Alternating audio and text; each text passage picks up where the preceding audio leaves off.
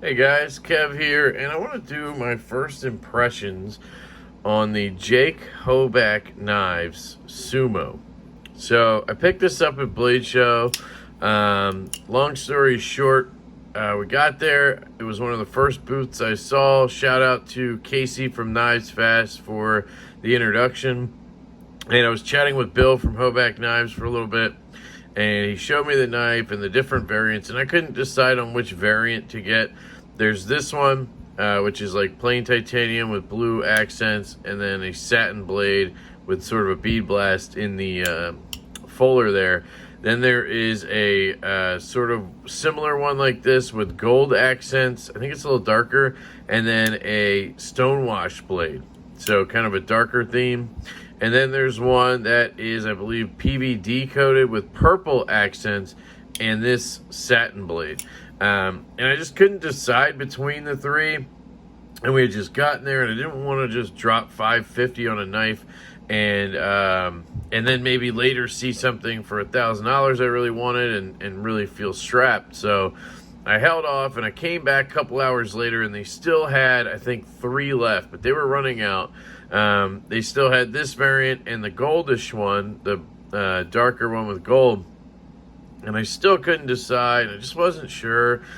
So I told the guy, I might come back one more time today, and if one's still there, I'll know which one I want, and I will buy it. And I came back at the end of the day. I hadn't really seen anything expensive that I wanted to buy. I picked up a couple little things, and I just walked away from Kyle and was like, I got to go get that Sumo. So I went back to the booth, and I'm looking at Bill, and I'm like, hey, man, is it still there? I'm like, hoping it's still there. And he said, we still have this one right here. And I was like, I'll take it. So that's how I ended up with this guy.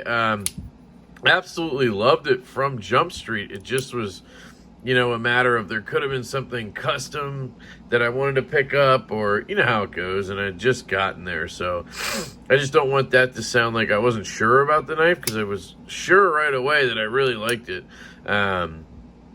Yeah.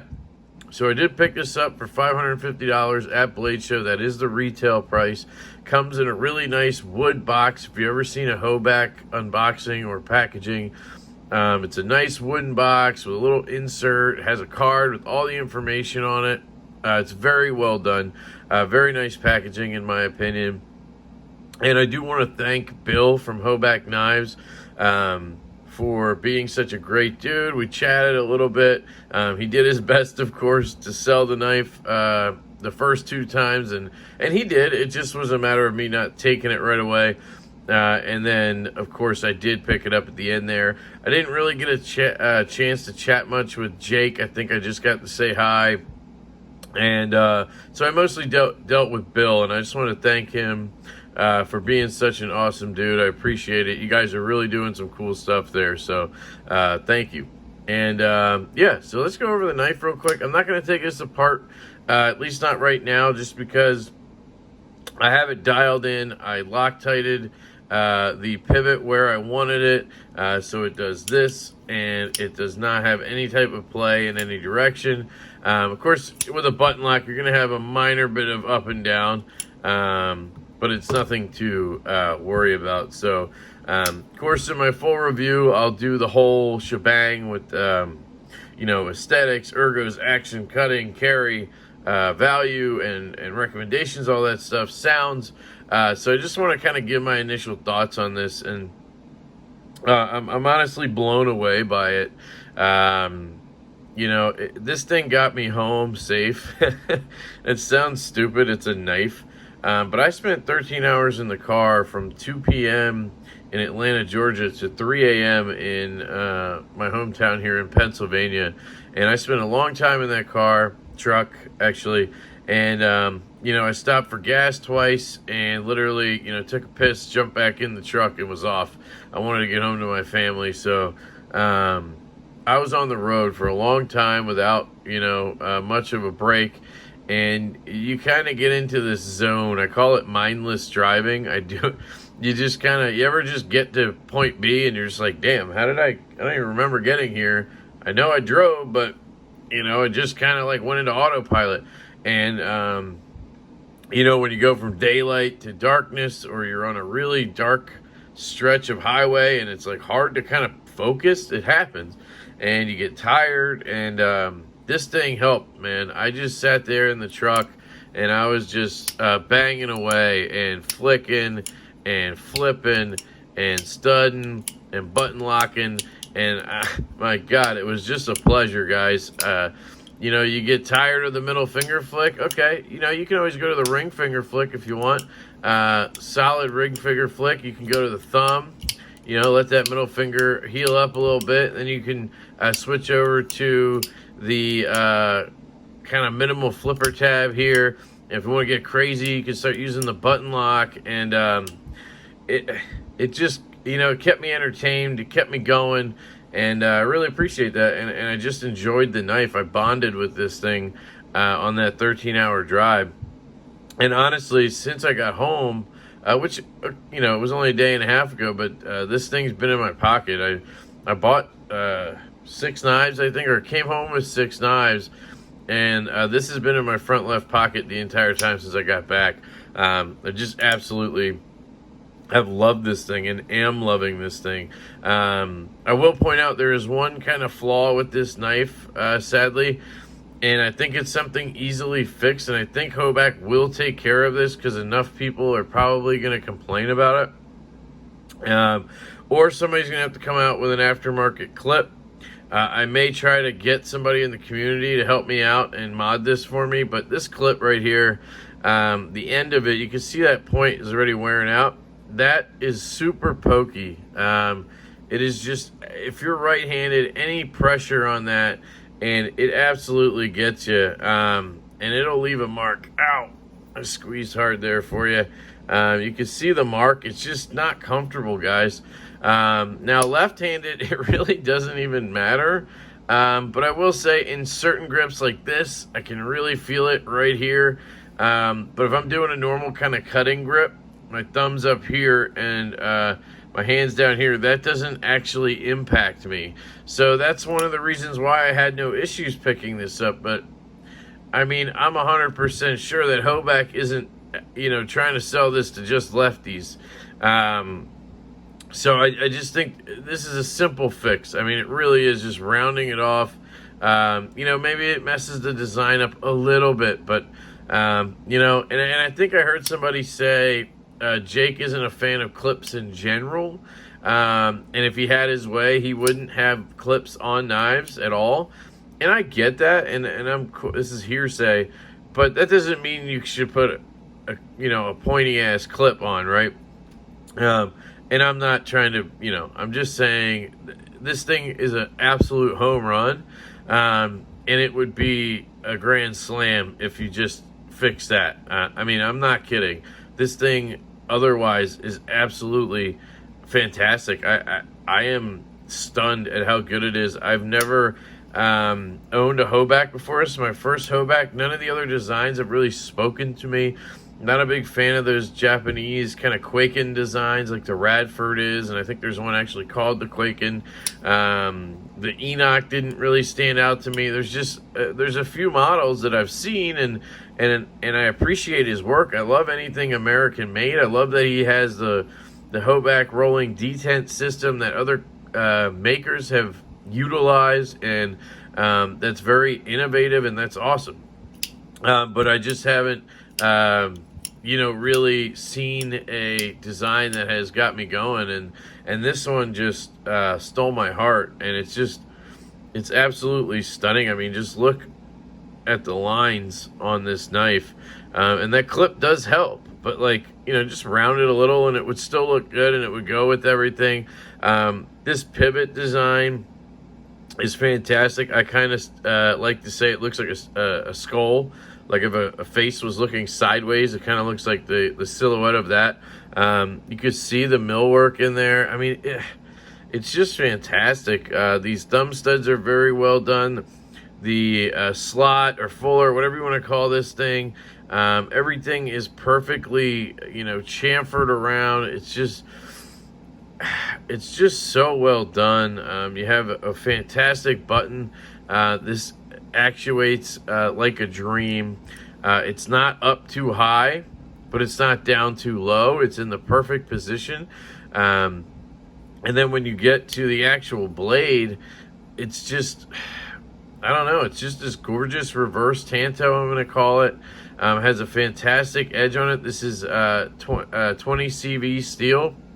You have Hoback here, and then you have his Psalms 23 right here, which is a Bible reference. He puts that on all his knives, if anybody's curious. That is not a blade steel. And it's just, overall, it's a fantastic looking design.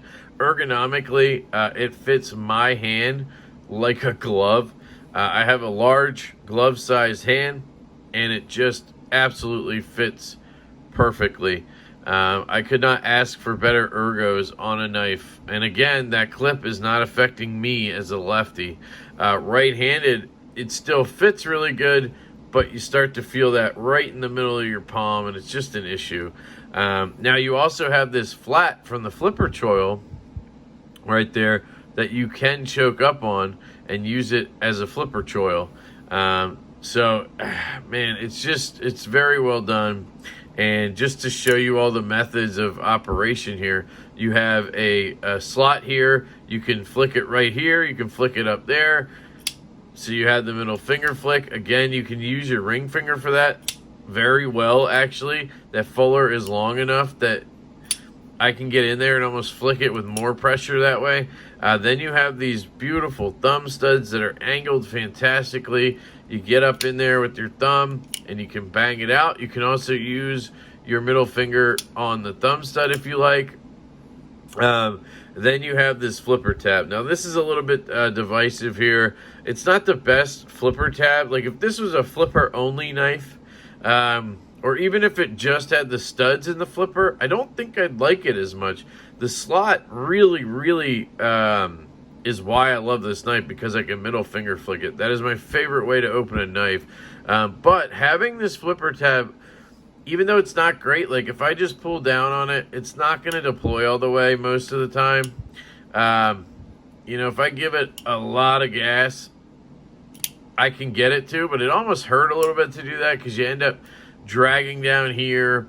But what I've noticed is you can just give it a little wrist and you just get the blade going with this thing and give it a little shoot and it'll fly out.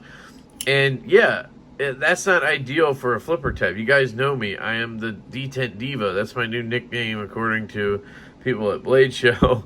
But you can see this has a solid detent. It's not a real detent. There's a spring in there, I guess, with the plunger. I don't know how it works exactly with the plunge lock, but it creates a type of detent, and it's a good one. I mean, it's not like it's just falling out, but yeah, you can shake it out.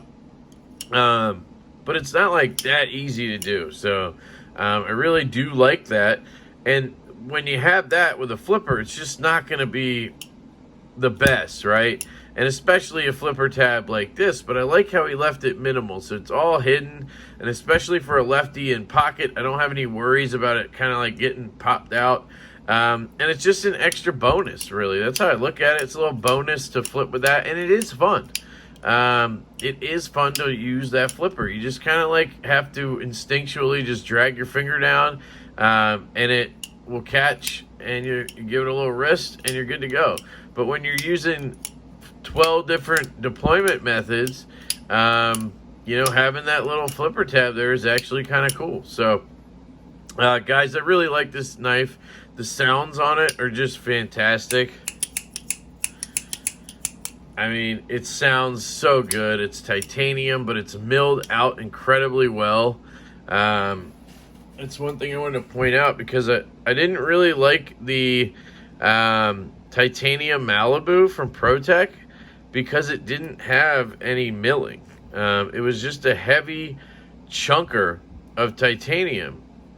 And this has extensive milling on both sides. It is extremely lightweight, and then it has that button lock, so it just clings and clacks, and just, man, it's an absolute home run.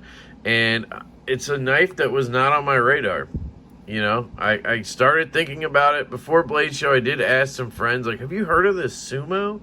And they're like, yeah, you know, it's pretty cool, Hoback knife or whatever, don't know much. I'm like, yeah, I don't know anything, but I saw a review from Triple E EDC, shout out to him, and, you know, he had the same gripe with the clip, of course, but that was the first time I really saw the knife, and I was intrigued.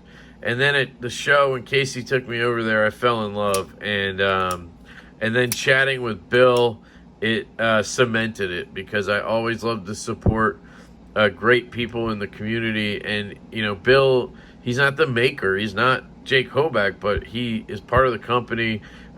He's part of that team, and you know, he represented them extremely well, and all of that combined just made me want this knife, and I'm so glad that I picked it up. So those are my first impressions.